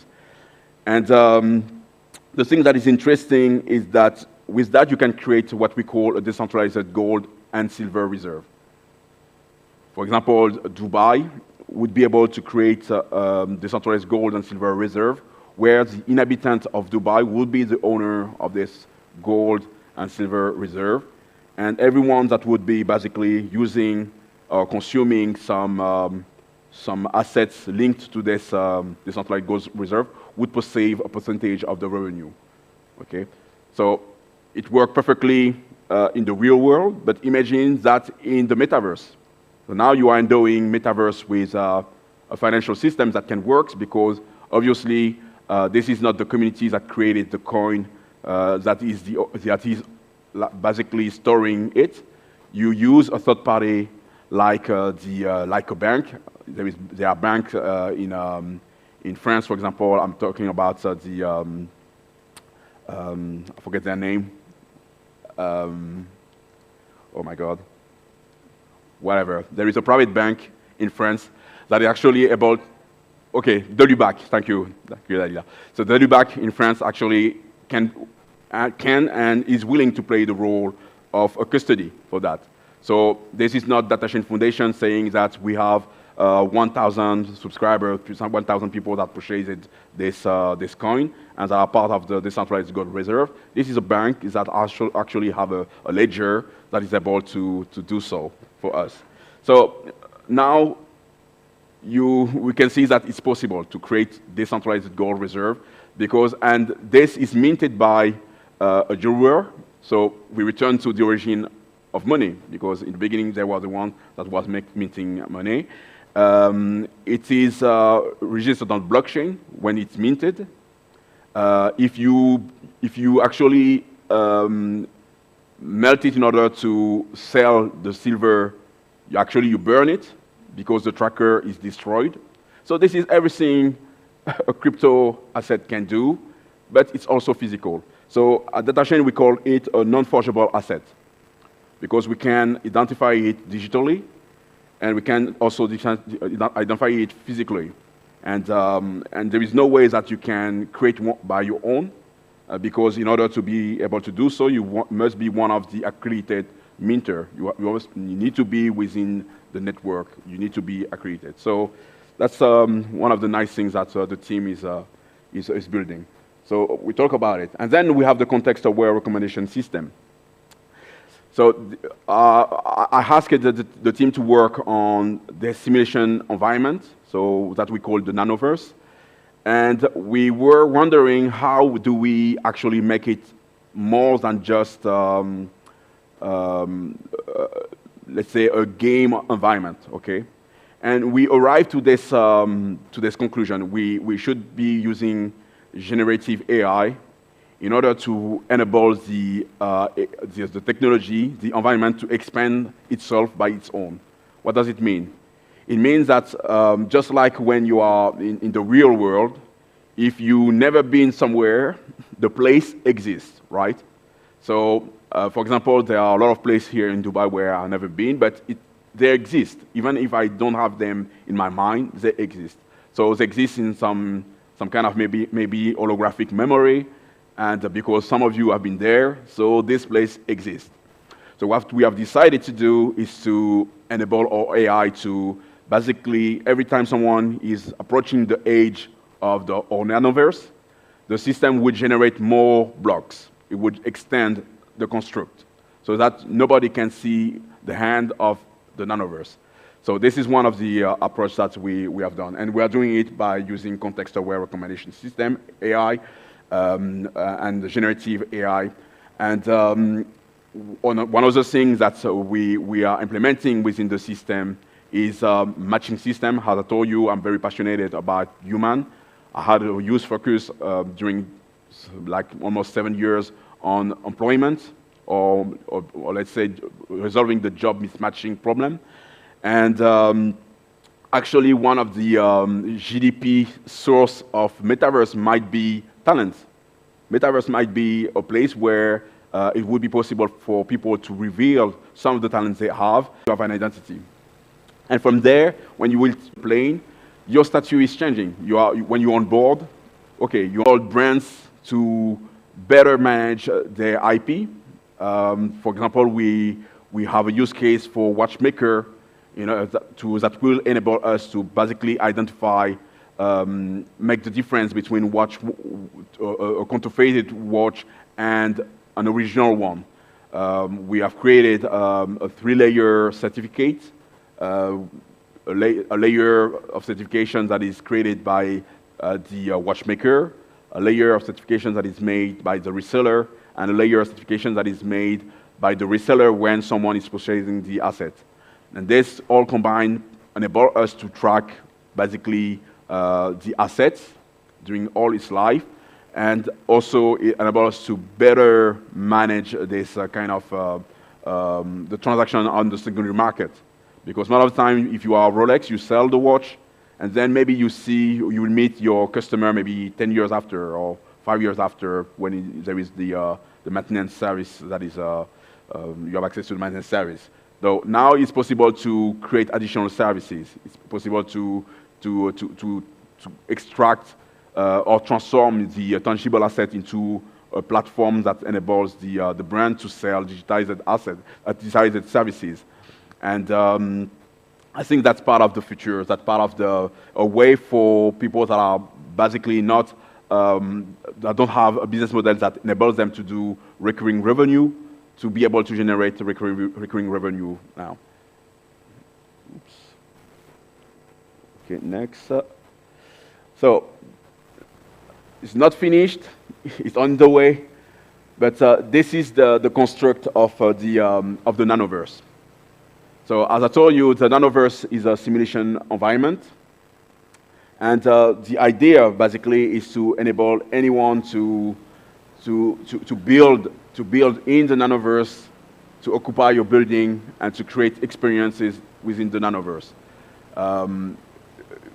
It would be possible for, right now we are working with an accelerators, and we are inviting startups to open their offices there, and we will basically enable them to, okay, it stopped, no problem.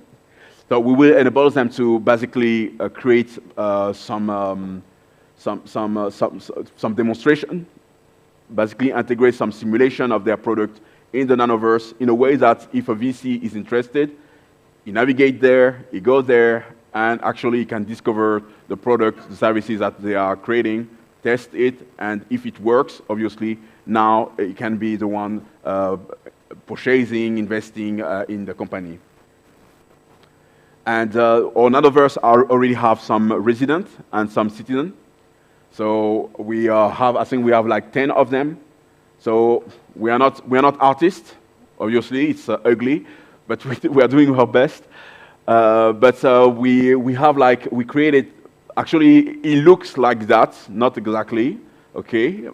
We didn't render him justice, but we are creating, we have created some avatar of some of the members of our community. And they are, some of them are citizens, some of them are residents of the nanoverse. And that's what I was trying to say is that we are moving from, I think now we already exist in 2 dimensions, or we already exist in the digital dimension, in the metaverse, and we also already exist within the, we exist obviously in the digital world.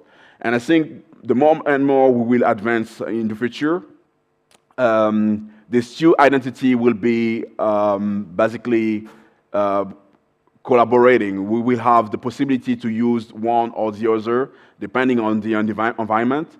And so those that are building metaverses will be able to, will have to create the conditions for one individual to exert his citizenship in the space in which basically is invited to contribute, because when you are using the metaverse of any of these platforms that exist right now, you are a contributor.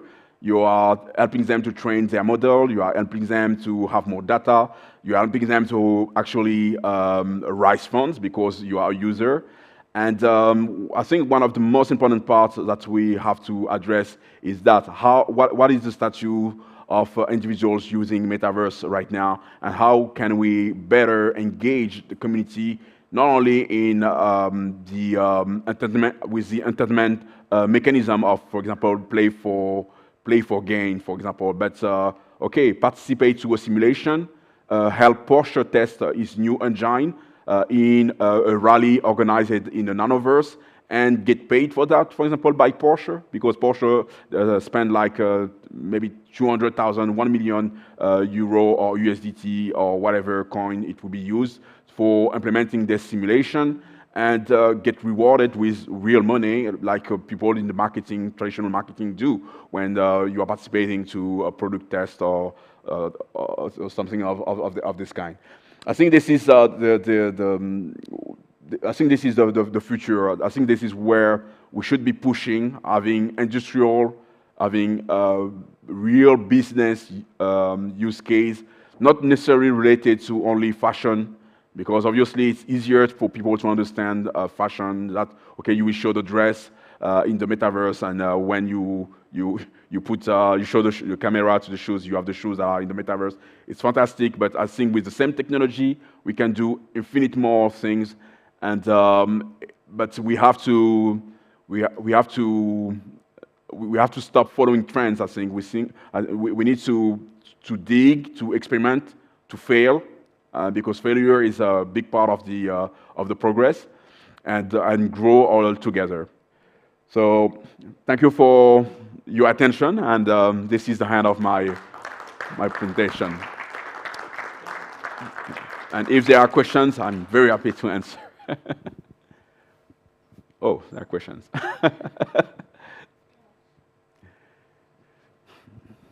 Hello, thank you so much for this very interesting presentation. Thank you. The question that I have is, well, you're a bit of futurist, right? Yes. Yeah. So the question is, what do you think are the biggest challenges that humanity is facing in the next, say, 5 years? And how can Web3 or blockchain or the metaverse help with solving these challenges? I think the biggest challenge that we have is stopping being distracted. I think we should move from the entertainment culture. I'm not saying that we have to be rigorous or whatever, but I believe that we should be more conscious. We should reconnect to ourselves to be more conscious. And I believe that platform like Metaverse could be tools that would enable individuals to reconnect with themselves. But if you remove all the noise, if you remove all the need for shiny bling bling, and I think that's one of the opportunity of the metaverse. We have to reconnect to ourselves, and that's a paradox because we are using a digital tool for that. But in the same time, it makes sense because the internet is all about connection. So right now it was about connection with others, and maybe it might be the time for reconnection with ourselves. And why am I talking about context-aware recommendation system instead of AI? So last 2 years ago, I think when we organized State of AI in Paris, one of our guests was Luxuria, who was one of the he's the creator of Siri, and one of the VP of Apple about AI. And okay, so and he says that there is nothing like artificial intelligence. There is augmented intelligence. Okay, I am a believer of the singularity. I do believe that it will not be conscious the way we understand it, but it will be conscious in a way that we don't understand. So it's just we don't understand. I'm talking about artificial intelligence.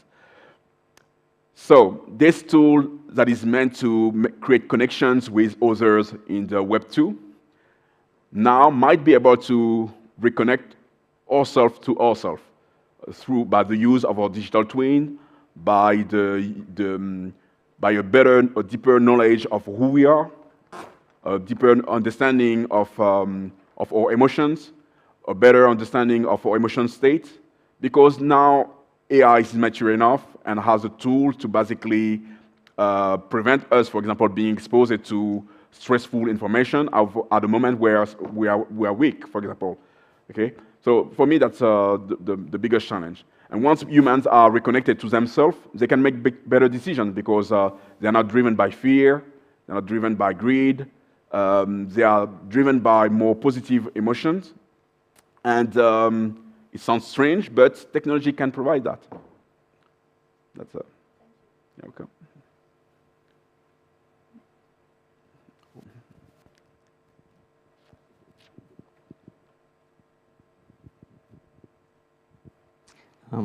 Hello. We are talking about transition of ownership of data of users, yes, of us. So users in the future will able to own the data, control who use it, but storing the data is not free. So currently the big providers that gives us advertisements, yes, actually paying all these fees, yes, for storing the data. So in the future, who will do, yes, who will pay for it? Okay, this is on another presentation, but it was not the presentation today. I believe that we have the opportunity today to create a truly decentralized internet. I believe that your internet box at home could be your radio, your radio from the 60s, where you would be able to emit, send information, communicate, and receive. So I believe that's a technology that we can build right now. We would be able to create some small internet node where your information would be stored, where your website or blogs would be stored, where you would have the decentralized version of your WeChat or WhatsApp, Telegram, whatever, and you would be one dot in an ocean of dots that would be this internet, decentralized internet. So that's what I believe. The power of decentralization is that the individual is responsible for the infrastructure that it needs. So if you don't consume a lot of data, then you have a smaller node. You use less computation power. You have a smaller node. You have less data to take because you don't make a lot of selfies or a lot of movies. Okay. Your node is smaller, but for influencers that needs more computation power, that need more space, okay, they will purchase a bigger node, and they will be sharing because their audience is bigger, but because their audience is bigger, they also have more revenues that are generated by their efforts in the network. So I think this is something that is sustainable from an economical standpoint, because now the infrastructures is actually supported by the need of the individuals, and the more you need it, the more you pay. While right now we are in a situation where everyone is paying for the infrastructures, but there are some people that do not need it, but still they are contributing in a way to the maintenance of the infrastructure. So I don't know if I answered your question. Yeah, perfectly. Yeah. Thank you.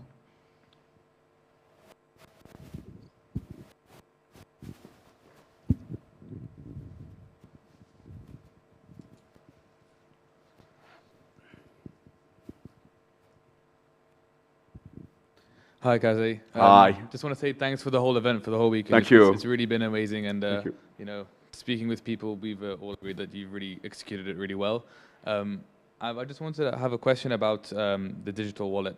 Yes. So it said on the side that the data was anonymous. Yes. I don't understand that part because every wallet will have an address, yes. and then all the information is personal information such as fingerprints, IDs, maybe Retina. Yeah. So how can that be like, if you have like using your example of I can sign in the airport, now they know who's flying on the plane. Yeah. Then they can just track whose wallet's whose. So how does that make it anonymous? Well, actually, each wallet has its own ledger. That's the first thing. You see spermatozoids, that's the same principle. You have the head, and then you have the queue, and the queue being the ledger, and the head being the place where all the data are stored, okay? And then that's the first part of it. Then in the wallet, you have some computation that are made in the wallet. So the external system application is only requesting a state, the state being yes or no, or maybe. So if for example, the use case where we're showing when we are capturing the fingerprints are stored not in the scanner, it's stored within the wallet. They're sent directly to the wallet. But you don't need to know the address of you know only the public address that is generated for the transaction. I don't know if I'm clear. You see what I mean? So for the transaction, there is an address that is generated, and this is the public address for the transaction. Then the data is stored in the wallet, and now when you want to interrogate the wallet, so there is a new address that is generated for the transaction, okay? And the question is, does this person have the right to be here? And the answer can be yes or no, and that's it. That's quite straightforward. So there is no way for, for the system to read or extract your information. It can read and it can edit. That's all. When I'm saying the system is an accredited parties, like government entities, or that's all, like your bank as well. Obviously, your bank will know you, but the banker with whom you are speaking will not know you. Does it make sense? Yeah, kind of. Like I'm trying to draw a parallel between, like, for example, Ethereum. So yes. If you don't have like a .eth address, your address is just a number, so you don't really know who anyone is. But you can see on Etherscan, this person sent this much from this contract to this thing. In this case, it would not be exactly the case. I have to speak where we speak later, but I can speak rapidly about what we are trying to build. Okay, now we have the blockchain, right? Okay. So what we are trying to achieve is to create a rope, where basically you are the sender, I'm the receiver. Each of us, we have some testimonies. I have 3 to N, you have 3 to N. So the transactions that we are making together with an address that is specific to the transaction will be shared amongst all the members here, amongst my testimonies and your testimonies. And they all have a hash of the transaction in their ledger, and I will have in my ledger, you will have in your ledger. Tomorrow you lose your wallet, or it's destroyed, or whatever. So this enables you to regenerate your ledger. You see what I mean? Because you are able to call all the testimonies and regenerate what you were creating. Does it make sense? Yeah, that makes some sense. Okay, so by doing so, there is 2 things that you are doing. You are increasing the level of complexity. So if I want to track you, I have infinite numbers of testimonies to track. I have infinite numbers of addresses that are temporary to track. So it's very complicated to basically, it's like trying to find a needle, in the middle of the ocean. Okay, thank you. And I have another question. I mean, yes. I'm a little bit of a skeptic on the metaverse, yes. especially from a business point of view. I understand that, there's one thing doing something because it's cool, or doing something because there's like a value proposition. And I don't really understand the value proposition of a metaverse for business. So do you think you could kind of like just elaborate further? Yeah, I will elaborate better by speaking about a company that is here. I don't care. I don't fear competition. Okay, Dalila will help me. The company from Abu Dhabi, G42. Yes, G42. Okay, G42, actually what they do is they create digital twins. They have created a digital twins of Abu Dhabi. Okay, And with, I'm not sure it's all Abu Dhabi, I think it's part of Abu Dhabi. With these digital twins, what they're able to do, they can make, monitor the street for security. They can monitor the weather for, okay. They can monitor the lights, the infrastructure, the lights, etc. So this alone, the city of Abu Dhabi can sign for a license. Okay, we signed for a yearly license of X in order to monitor our light infrastructures or the building infrastructures, whatever infrastructures. But now imagine you are combining two other technologies. You combine BIM, okay, for building management, with the simulation, simulation environment that we call metaverse, but for me it's simulation environment. So now you are able to basically analyze or predict the evolution of a building. Is it degrading? How the heat is impacting it? How the sand is impacting it? How much gas emission is it producing? And how, you see what I mean? So now you can monitor that in a very tangible way. And when everyone is talking about sustainable development goal, so here you have a way to, in a very tangible way, to demonstrate, assess, and measure your effort for this kind of things. So I believe that governmental entities and corporates will be purchasing license if, obviously, we provide them tools that they can use for evaluating or projecting some of their, or resolving some of their problem. And a simulation engine is perfect for that. Because on one hand, you have some engineers, the same way people are developing on iOS. Some people will be developing simulations, then they will be plugging in the engine of the metaverse or in the library. When you arrive as a decision maker, you say, okay, I need a simulation that is able to analyze for the maintenance of the road, for example. Okay, I want to make sure that the road in the city are in perfect shape. Okay, what will they do? Maybe they will put a sensor in the road, and by analyzing the noise in the road, they can actually mind the state of okay, you see what I mean?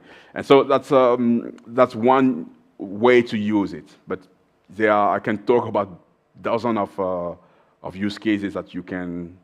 Metaverse is useful, but you have to go beyond the gaming wave. My main point is that we can do this on Web 2 anyway, so why do we need to do it in the metaverse? Like we can make a dashboard and there's programs now. So what is you use the exact, for me, okay, for me, a metaverse is a data visualization engine. You see what I mean? This is what it is. This is simply a data visualization engine.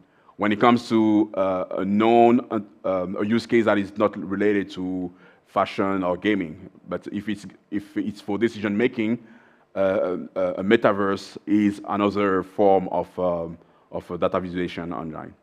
Thank you. You're welcome.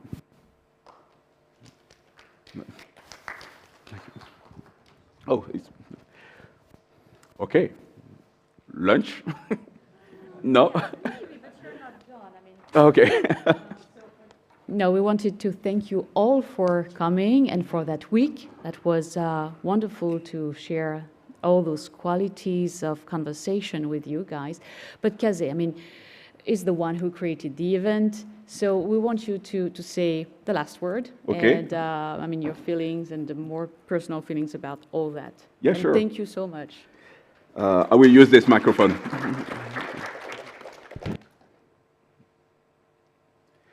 Well, so thank you for coming to this non-conventional conference.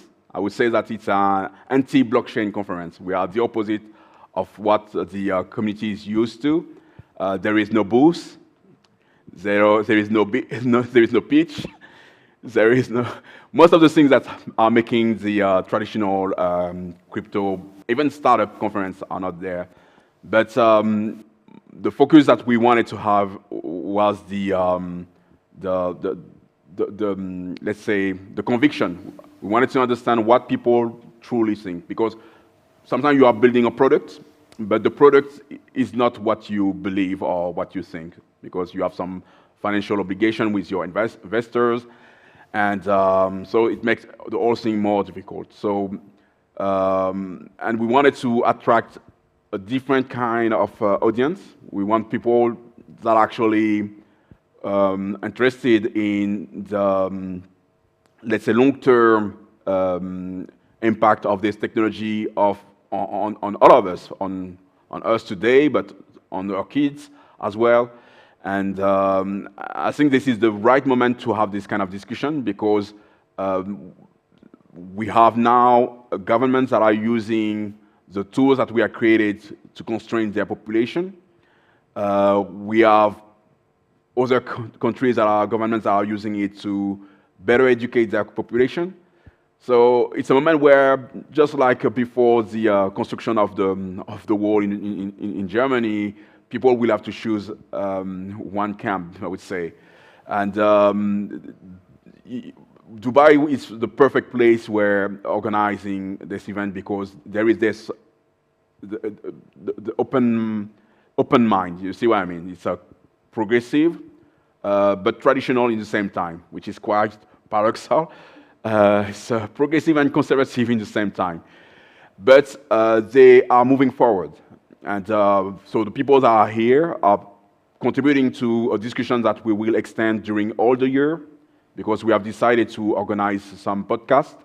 We'll be inviting people from all the world to come to Paris or wherever we'll be, and to participate to a podcast that will be actually maintaining this discussion open until we have the next session of State of the Block. And we will be able to share the ideas, work together on the agenda of next year, because this is not our event, though it was free for everyone to come, because for the value here is the knowledge.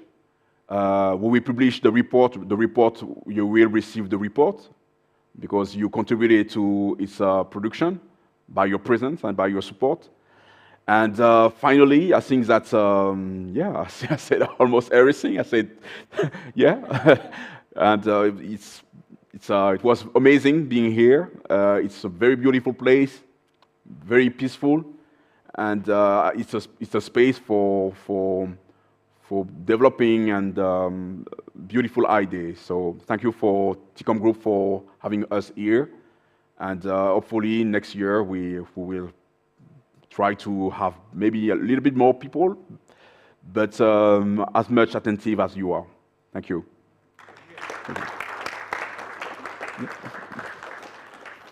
Let's have a picture with... Exactly, that was the point.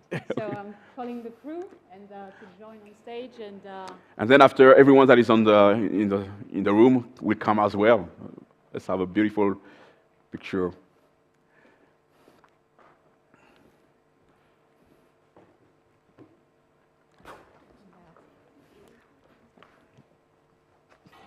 Ciao. What did they ask? Maybe someone here. Where is? You want to move? Oh, okay. Hamza is around. Where's Hamza? Okay.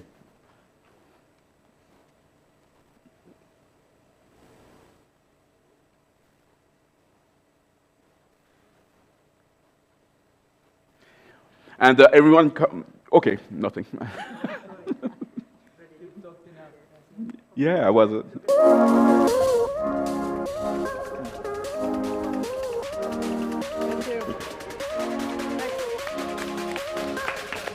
Maybe you come. Let's have a beautiful and big picture. Yeah. Yes. Doesn't look like, but it's a premiere. Thank you. Thank you. Yes, we'll set up here, and we will try to. It will be our lab.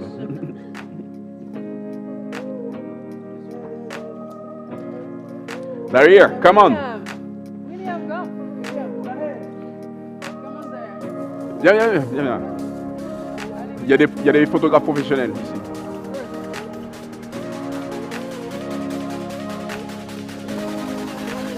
Ok. What?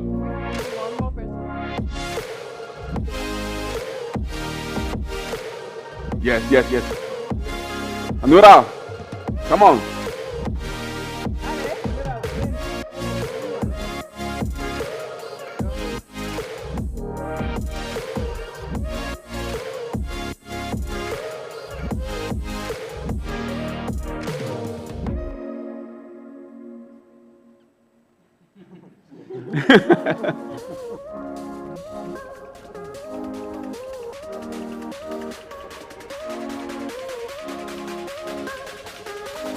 No, wait.